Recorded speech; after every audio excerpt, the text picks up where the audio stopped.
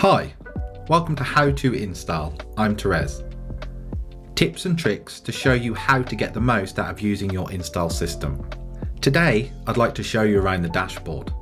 That's like the home page of the backend in Inn Style. To make sure we're in the dashboard, when you log in, you can click Dashboard here, and we can quickly see our bookable units and our availability calendar. Let's go over what we're seeing here. The green means that there's no reservations for that unit on that date. The red means that there's a confirmed booking. The X here means that there's a closure. So maybe there's maintenance or an event, you'd want that closed. And the light blue shows there's a provisional booking that's been entered. Not confirmed, but we've got it in the calendar just in case. If we were to go back to last month, we can see some other colours. The dark blue shows that that's a booking.com reservation that's come through, and the yellow is Expedia. We can also see some colours at the top here. These are notes, so if we hover over, we can add notes to the back end that only we can see. To do that, we could click, it will open up that day, and there's a note section. We go ahead and enter our note. We can choose a colour we'd like it, and we can click save. Now if we go back to the dashboard, there we go. Let's go back to this month, and let's have a 7-day view. That shows us a bit more information about what's happening over the coming 7 days for each unit, and back to the 30-day view. Now if we want to make some closures, we can click on closures, and then we just click on the unit and the date that we need it closed. And if we want to remove them, and then we click back to bookings, and we can see they're on there. We can also add detail closures, give a reason as to why it might be closed. That can be useful for some places so people know what's going on. We click closures again. We go to detail closure, and now when we click to close something, we can get some more details up. We can choose the reason why, and we can put a note if we need to, and then click create unit closure. Back to bookings, there it is. So now let's go ahead and make a booking.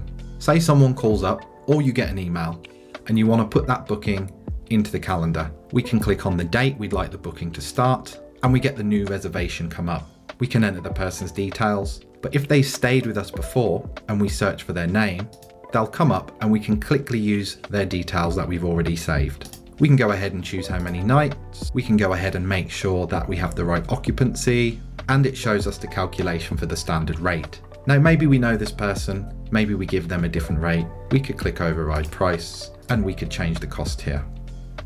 Whenever we're happy with these initial details, we can go ahead and click create reservation. This is a confirmed one, that means they're ready to go. If it was provisional and you were still waiting for final confirmation, we can do so here. Let's click confirmed and create reservation.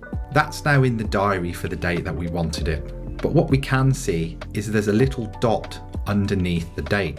And if we hover over, that just means that there is payment outstanding for that reservation. So now we've just made that, if we click on it, we have some options. We could add notes, guest notes, that means the guest can see those. Private notes, if we click and add them here, that means only we can see them in the back end. Maybe we needed to edit the reservation.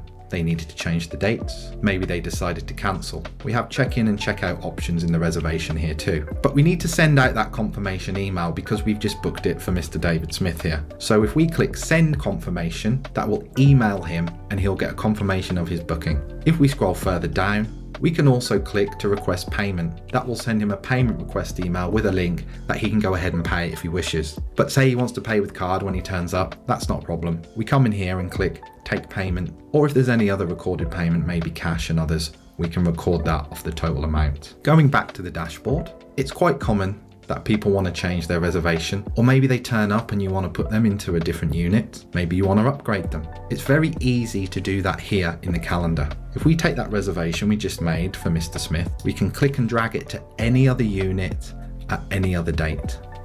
It will ask us if we're sure, click yes, move it, and there it is. This is also a front desk tool as well. We can check people in and we can check people out. So we can see today that we have 0 of 3 people yet to arrive. So if we were to check these in, we can now see 1 of 3 arrivals have been checked in. We have 2 people waiting to check out, we can see 1 of 2 people have been checked out. And the stayovers. That's how many people are in your property tonight. Scrolling down, we have some quick views of the last 5 reservations in case we need to pull them up, and the last 5 cancellations. I hope that's been useful, showing you how to get around the dashboard, making reservations, taking payments, taking notes, checking people in, checking people out. Thank you for watching.